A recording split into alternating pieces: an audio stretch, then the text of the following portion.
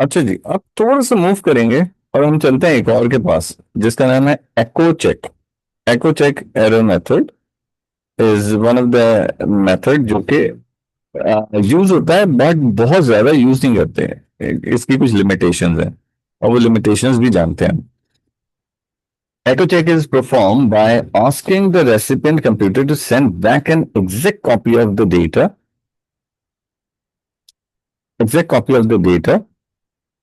it has just received to the originator. The data is compared with what was originally sent.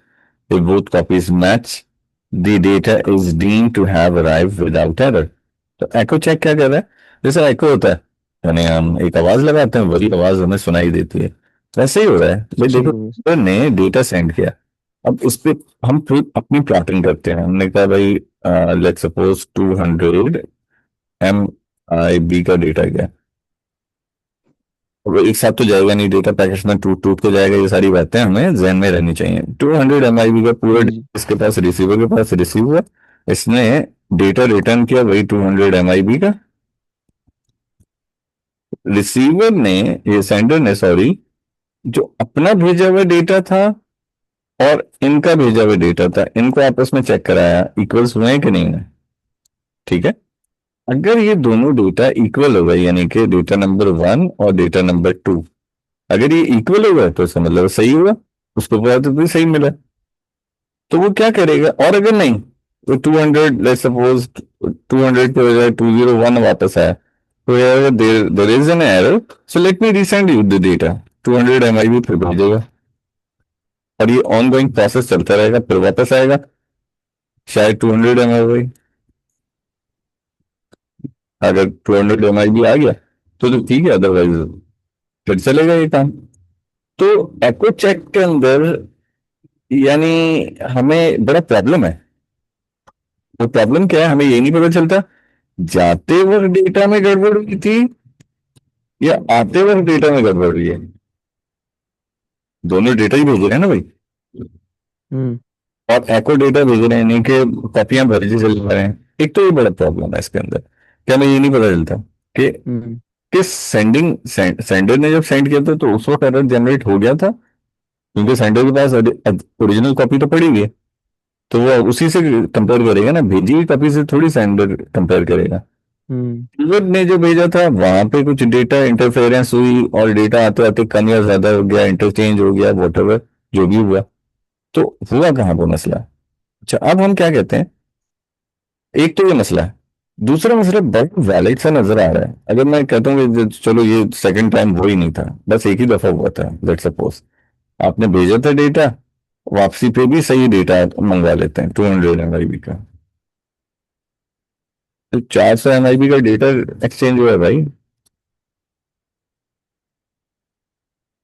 ये छोटी सी बात check करने के लिए कि एरर है कि नहीं है। आपने डेटा तो भेजा ही भेजा, रिसीव भी उतना ज्यादा किया, उतना ही। हम्म।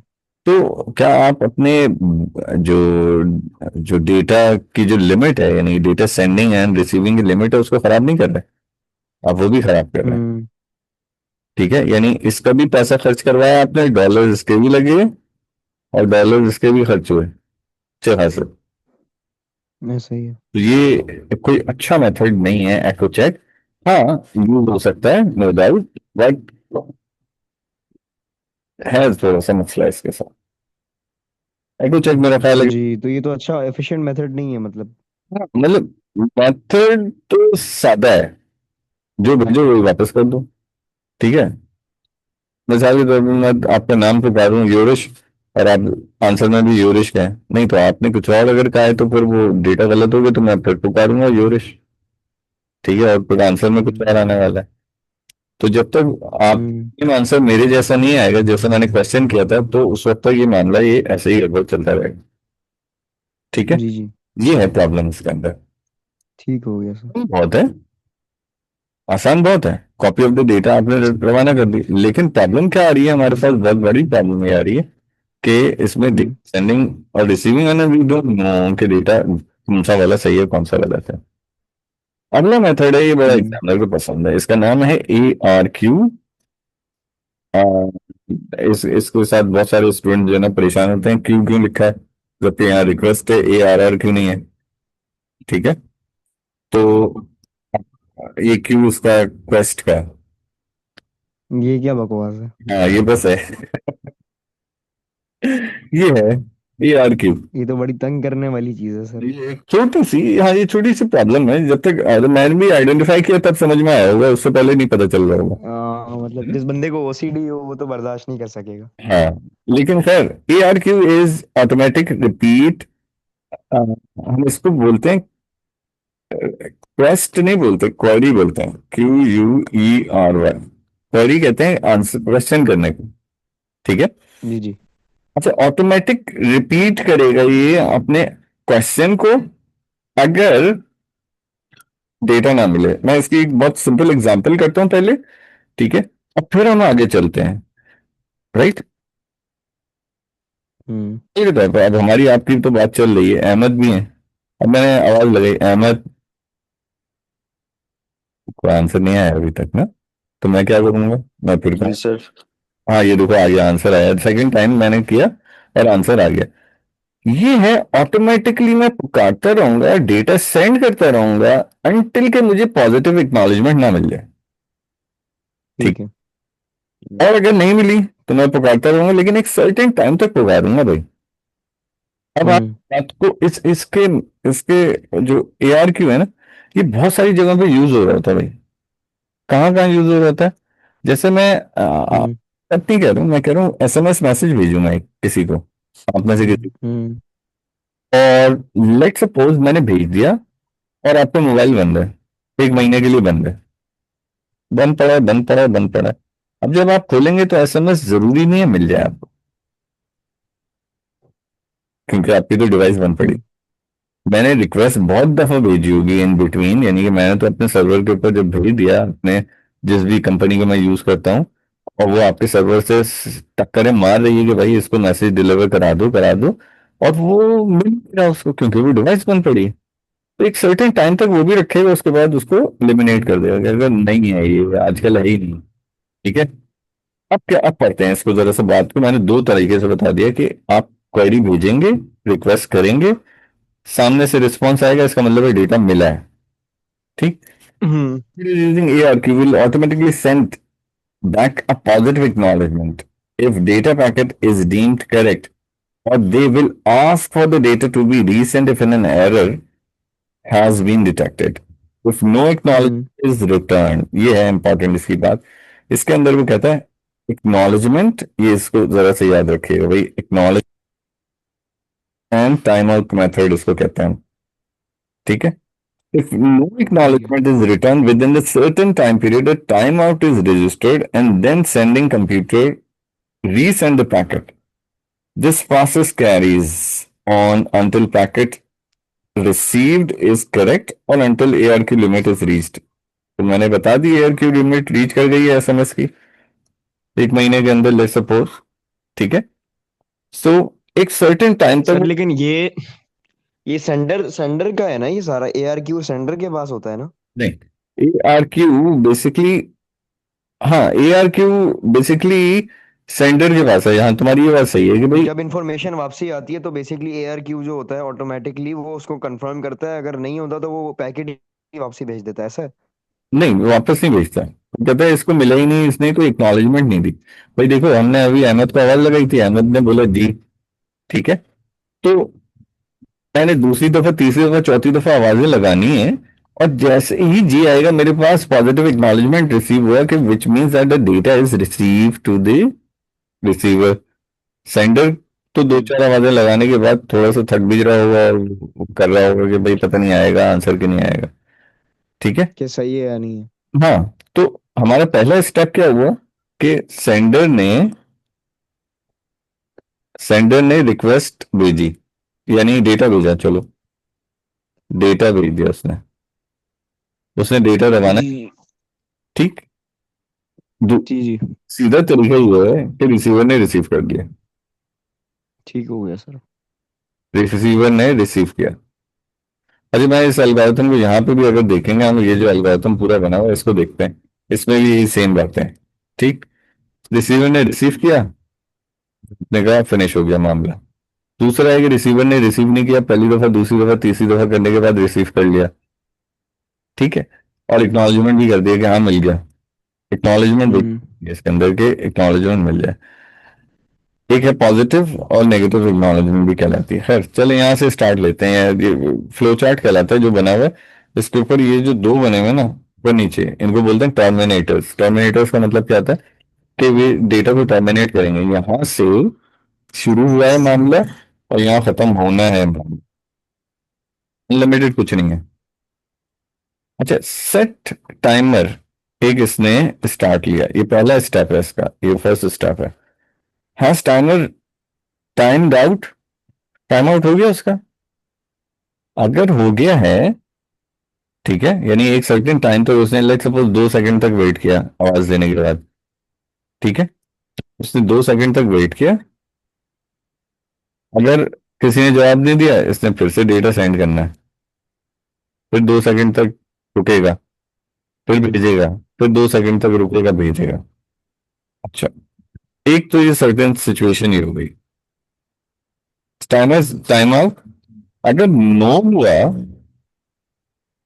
ठीक है, तो एक्नॉलेजमेंट रिसीव हुई, हम्म। इसका मतलब है कि डेटा भेज दिया गया था, एक्नॉलेजमेंट रिसीव हुई। उसने कहा नहीं, एक्नॉलेजमेंट रिसीव नहीं हुई, तो फिर से वापस डेटा सेंड करो। यानी हम्म। अभी तक उस तक पहुंचा नहीं है, रवाना तो हुआ, तो वो जो एक लगता है ना, आप व्हाट्सएप पे देखते हैं सिंगल टिक, फिर देखते हैं डबल टिक, ठीक है, तो ये उसी जैसी एक चीज है। एनीवे, सो फिर से भेजो, वर्जन रिसीव हो गई तो ट्रांसमिशन कंप्लीट हुई, बात खत्म करो। इसका मतलब है कि उसको एक्यूरेट डेटा मिल गया है। ARQ is one of the method we have. अच्छा, अब आगे अगर आप लोग थोड़ा सा अभी जाग रहे हैं अभी भी, ठीक है, तो मैं एक चीज हल्की सी आपको दिखाऊं, and for this I need to reshare my screen. जरा स्क्रीन रिकॉर्डिंग, जरा मतलब स्क्रीन शेयरिंग बंद करूं, और मैं एक छोटी सी आपको एक क्लिप दिखाता हूँ, ठीक है, और फिर समझाता हूँ कि ये क्या है। ये मूवी क्लिप है एक, वो मैं आपको दिखा रहा हूँ। और मैं तो लगा भी लूँ इतनी देर में। और उसका नाम भी वही है जो हमारे टॉपिक है, ARQ।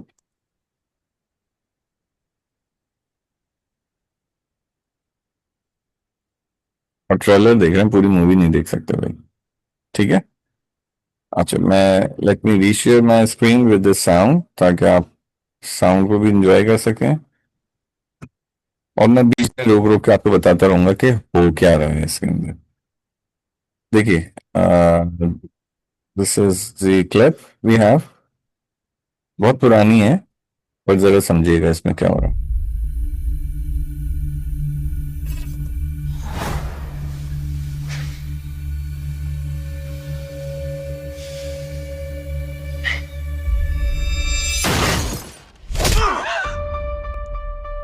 Who are they? I don't know. They followed you. No one followed me, Ren. What do you want? The Ark. It's what they're after.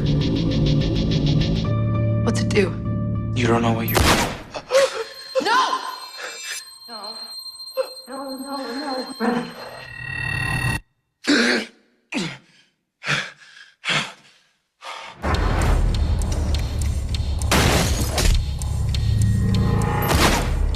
Today is repeating. No! ये फिफ्थ टाइम उठ रहा है, यानी इसको आवाजें दी loop में फंस गया ये बंदा। लूप में आ गया है। ARQ चल रहा है, इसका क्लिप का नाम भी, अगर आपने नोटिस किया हो, ARQ है इसका नाम, Yes. ठीक है ना। तो ये क्या क्या हो रहा है, ये इस लूप में फंसा है और ये थोड़ा थोड़ा एक एक स्टेप लेके आगे बढ़ रहा है।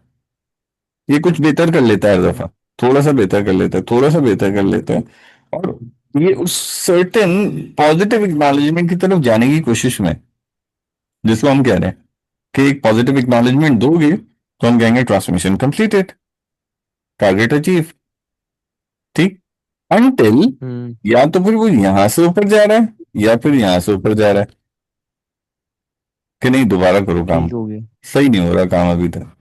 तो A R Q, obviously movie मत लिख देना उसके अंदर, आंसर के अंदर, लेकिन ए आर क्यू तीन चार चीजों के ऊपर डिपेंड कर रहा है। एक है कि एक्नॉलेजमेंट, और acknowledgement with the time out method.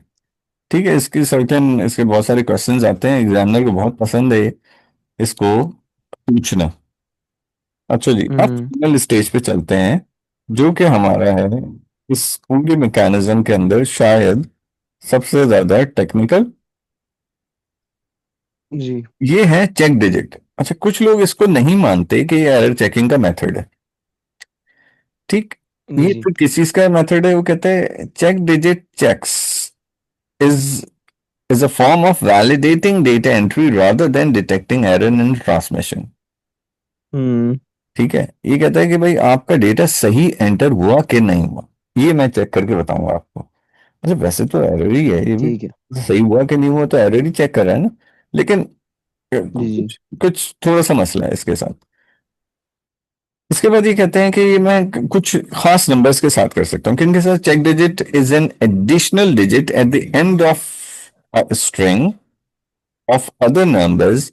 It is commonly used with the barcodes and ISBN number। तो ISBN नंबर आपने देखे होंगे, बारकोड्स देखे होंगे, उनमें जो भी नंबर लिखे हुए होंगे उनके आखिर में एक नंबर अलहदा से करके लिखा हुआ होगा। अच्छा, वो नंबर जो होगा हम्म। सिंगल डिजिट में होगा, ये एक इसकी खास बात है कि वो आखिरी नंबर भी सिंगल डिजिट में होगा।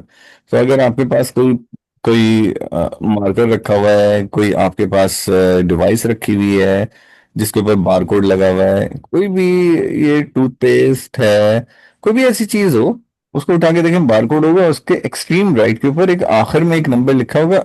चेंज होगा हर डिवाइस के ऊपर, हर चीज के ऊपर, हर प्रोडक्ट के ऊपर, उसके बारे में बात हो रही है। हम्म। अच्छा, ये भी आपको आइडिया, आईएसबीएन जो है ना, इंटरनेशनल स्टैंडर्ड बुक नंबर कहलाता है, ये आपको अपनी बुक पे मिलेगा। आईएसबीएन जो भी बुक्स मिलेंगी, तकरीबन जितनी भी इंटरनेशनल रजिस्टर्ड होती हैं उन सबके पर आईएसबीएन नंबर लगा होता है, वो यूनिक होता है उस बुक का।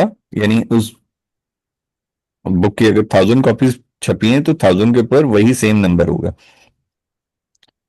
बार कोड हमने देखे हुए हैं, बार कोड हम जाते हैं मार्केट्स, और मार्केट के अंदर हमें क्या होता है कि वो कभी कभी स्कैनिंग करने वाला पॉइंट ऑफ सेल टर्मिनल के ऊपर स्कैन करता है, स्कैन नहीं होता तो वो क्या करता है, आवाज मारता है बराबर वाले शफीक भाई को।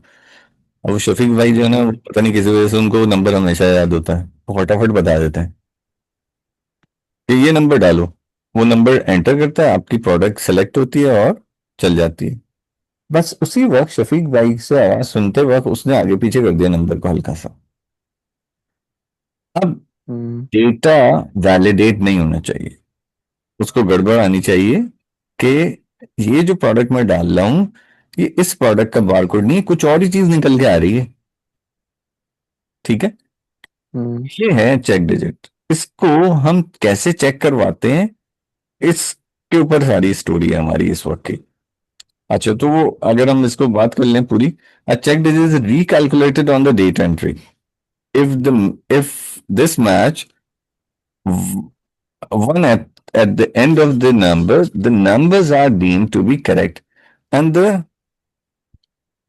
and in the right order। So अब सपोज करें कि एक आईएसबीएन नंबर लिखा हुआ है, लेट्स सपोज मैं ऐसे ही लिख रहा हूँ 9543789903 एंड दिस इज 2। अभी मैंने ऐसे ही अपने रैंडमली एक नंबर लिख दिया, ये 2 जो है ये कैलकुलेट होके आएगा इन सारे नंबर से। ठीक है, इनके अंदर एक ठीक हो गया सर। ऑटोमेटिक एल्गोरिथम लगेगा और उससे ये बनेगा। तो हमारा ठीक हो अचीवमेंट ये है, और हमें ये देखना है कि बार कोड जब डला है, जब मैनुअल डला है या ऑटोमेटिकली उसने स्कैनिंग पे भी उठा लिया है, ये जैसे ही स्कैनिंग पे उठाता है वो इन नंबर्स को फिर से कैलकुलेट करता है और चेक करता है इसके बराबर हूं। अगर नहीं होगा तो कहेगा देयर इज समथिंग रॉन्ग। ठीक है, ये ठीक है। वाला मैकेनिज्म अब हम देखने वाले हैं। इसमें से एक मेथड है, दो मेथड है वैसे यूजुअली, लेकिन एक मेथड हम अभी यूज कर रहे हैं, इसका नाम है यूजिंग मॉड्यूलो 11 सिस्टम। मॉड्यूलो 11 को समझने के लिए थोड़ा सा हमें अपनी अपनी मैथ्स को वापस सामने लेके आना पड़ेगा, मॉड्यूलो 11 के अंदर। पहले पहले ये मॉड्यूलस लिखा हुआ है इसके अंदर, ठीक है। ये होता क्या है, मैं आपको दो तीन चीजें करके दिखा रहा हूँ जल्दी जल्दी, बचपन से पढ़ रहे हैं हम मैथमेटिक्स, सही है ना भाई। ये 11 लिखा है और ये लिखा है हम्म। लेट 2। ये फिर से मैंने लिखा 11 और फिर से लिखा 2 और फिर से लिखा 2 एंड 11। पहले वाले को, ये जो पहला वाला है, इसको हम कह रहे हैं ये डिवीजन करेगा, स्लैश लगा के डिवीजन करेगा। दूसरा वाला डी आई वी का ऑपरेटर लगा के डिवीजन करेगा। और तीसरा वाला मॉड करेगा, एम ओ डी। इन तीनों में क्या फर्क है। पहला वाला जब करेगा ना स्लैश लगा के, यानी मैं कहूंगा कि 11/2, ठीक है। ऐसे ही होगा या 2/11 होगा, 11/2। तो बेसिकली ये नंबर क्या करेगा, ये 5 टाइम चलेगा, 10 लिखेगा, पॉइंट लगाएगा, 1 ऑब्वियसली क्योंकि नीचे उतरा हुआ होगा, इसके ऊपर वो क्या करेगा, क्या करेगा भाई, 5 लगाएगा। ये 0 उतरेगा पॉइंट लगाने से, 5 लगाएगा, खत्म हो जाएगा। तो 5.5 से ये आंसर निकला हमारा, ठीक है। ये बच्चों वाली हम्म। बात समझ में आ गई ना। अगर हम्म। देखते हैं डीआईवी अगर लगा हुआ होगा, स्लैश के बजाय डीआईवी लगा हुआ हमारे पास, तो हम क्या करेंगे, हम फिर से लिखेंगे 5 टाइम, पूरा काम यही करेंगे 10। मैं बस जबरदस्ती कर रहा हूँ, x.5। लेकिन आंसर में हम क्या उठाएंगे, पॉइंट वाली वैल्यू को बिल्कुल इग्नोर करेंगे, ये आंसर उठाएंगे, हम कहेंगे ये हमारा आंसर। इंटीजर ठीक हो डिविजन गया। किया हमने, हाँ। ठीक है। इधर हमने क्या किया था, हमने पूरा डेसिमल प्लेस वाला नंबर ले लिया था। इधर हमने कहा कि नहीं नहीं नहीं नहीं, हमने इंटीजर डिवीजन उठाना है।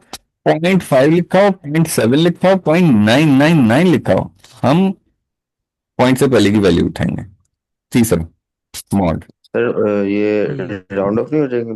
जैसे नहीं नहीं 5.5 है नहीं, तो ये 6 नहीं हो तो जाएंगे? ये हम लोगों की आ, ये हम लोगों की समझो कि एक पावर है प्रोग्रामर्स की, कि हम कहते हैं हम हमें नहीं चाहिए राउंड ऑफ, तुम्हारा रखो अपने पास, ठीक है। हम उठा रहे हैं इंटीजर का नंबर। इंटीजर बोलते हैं इसको, जिसको होल नंबर बोलते हैं हम ना, उसको इंटीजर बोलते हैं। जी। तो राउंड नहीं होने वाला। जी। मैंने यही कहा था कि अगर 5.999 भी हो गया ना, तो हम 5 उठा रहे हैं। हम 0.999 को इग्नोर कर रहे हैं बिल्कुल, हम कहते हैं नहीं चाहिए हमें, रखो अपने पास, ठीक हो गया। ठीक है।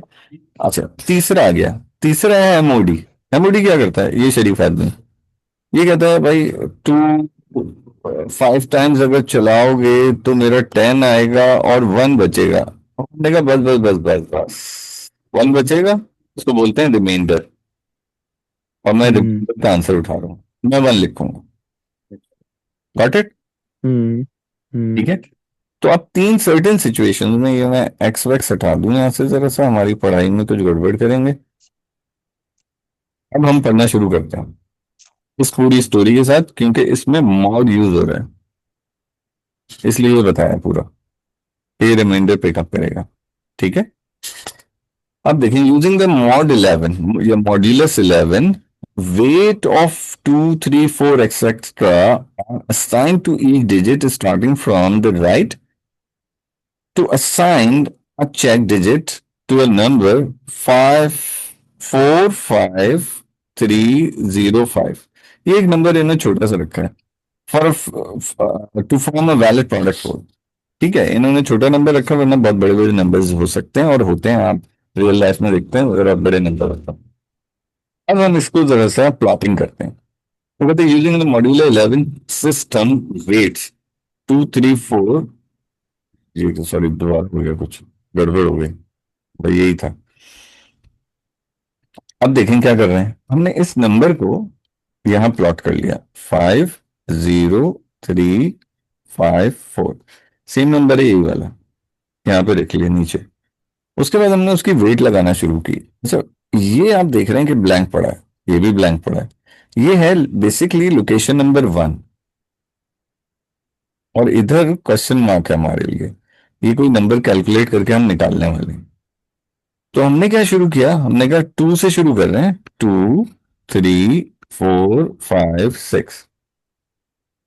करना क्या है, ये जो नीचे जो 2 3 4 5 6 ये हमने खुद प्लॉट किए हैं, ठीक है। इनको ऊपर वाले नंबर के साथ मल्टीप्लाई करना है।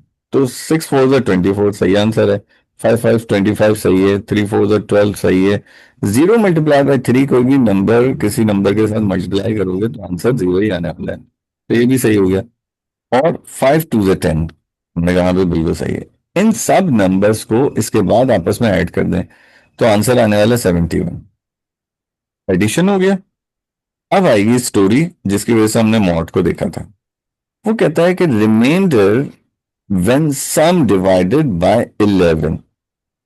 तो 71 को बेसिकली हमने अंदर रखा है, ठीक है, और 11 से डिवाइड किया। तो 11 कितने टाइम्स पढ़ूं, 5 टाइम्स पढ़ूं, सॉरी कितने टाइम्स पढ़ूंगा तो ये रिमाइंडर 5 बचेगा भाई 11 के टेबल के अंदर। हाँ जी, बताइए। No idea sir. आए हैं, अरे यार 11 के टेबल पढ़ना है। 11 मल्टीप्लाई बाय 2 इज 22, 33, फिर 44, फिर 55, फिर 66। 11 6 जा 66। और अगर मैं आगे करूंगा तो वो आगे चला जाएगा ना, तो आगे तो नहीं ले जाना। रिमाइंडर कितना बचा 66 में, 71 ऑब्वियसली 5 बचे। यही 5 आ रहा है, ठीक है। अब हम्म। अगला मेथड इसके अंदर एक और भी है। वो क्या है, वो कहता है subtract the remainder whatever the remainder value you have, हमारे पास तो 5 आई है, फ्रॉम 11, क्योंकि इसका नाम ही मॉड्यूलो 11 चेक, मुझे मॉड्यूलस 11 चेक एरर मेथड है। तो हमने कहा ठीक है जी कर लेते हैं। तो उससे क्या हुआ, अब ऑब्वियसली 11 में से माइनस करेंगे 5, तो हमारे पास आंसर बचा 6। 6 आंसर आया, 6 को हमने उठाया यहाँ पे लिख दिया, राइट। तो ये स्टेप्स हैं। हम्म। इसका मतलब ये हुआ कि मैं यहाँ 6 लिखने वाला हूँ, और उसकी वजह से हमने यहाँ पे 6 मेंशन कर दिया, एक्सक्यूज मी, कि हमारे पास ये नंबर जो है मॉड्यूलो 11 का आखिर में 6 आएगा। तो जब भी ये इस अर्थमेटिक कैलकुलेशन को करेगा इन नंबर्स के साथ, इसका आखिरी आंसर 6 आना चाहिए। अगर आखिरी आंसर 6 नहीं आया तो इसका मतलब है कि कोई गड़बड़ हो गई है यहाँ पे, वो ना कोई गड़बड़ हुई है। अच्छा, बार कोड के ऊपर आप देखते हैं कि बार कोड जो है ना वो प्रोडक्ट के ऊपर जो रखे हुए होते हैं, वो प्रोडक्ट आपस में कभी कभी बार कोड जो है वो रीड नहीं कर रहा होता। क्यों नहीं रीड कर रहा होता, वो इसी वजह से रीड नहीं कर रहा होता कि बार कोड थोड़ा सा वेयर टेयर हो गया होता है, मिट गया होता है, ठीक है।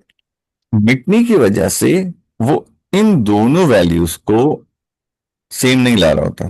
तो वो बीप करता है अलग सी एरर की, कहते नहीं समझ में आ रहा, नहीं समझ में आ रहा, हालांकि लिखा हुआ होता है उसके ऊपर, ठीक है। बार बार तो उसी प्रोडक्ट पे देख के वो लोग टाइप इन कर देते हैं, राइट, तो सही हो जाता है।